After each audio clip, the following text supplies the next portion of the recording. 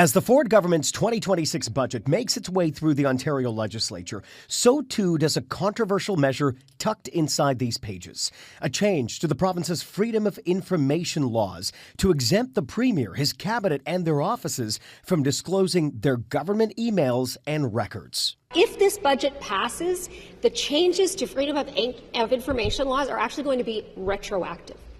This government will be closing the vault on nearly 4 decades of government records with the stroke of a pen. All decisions made by government, all outcomes made by government will still be FOI-able. And the people will judge us on that. And by the way they're judging us today, I think we're doing a pretty good job, Speaker.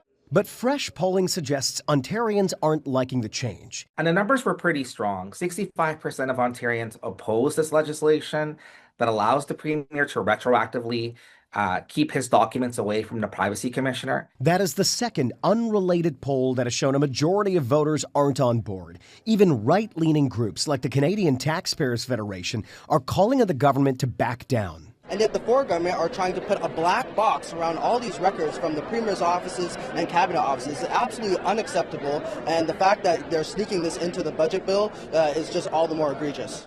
And pollsters suggest it might be weighing on the government's overall numbers. The Progressive Conservatives, according to one poll, have dropped below 40% support. So we are beginning to see a lot of softness in the PC numbers, and I think all of these different policy changes are stacking up to make it a difficult political environment for the PC party. Despite the pushback, the legislation is expected to pass. Voting against the budget is a sign of non-confidence in the government, making it an unlikely step for any progressive Conservative MPP to take.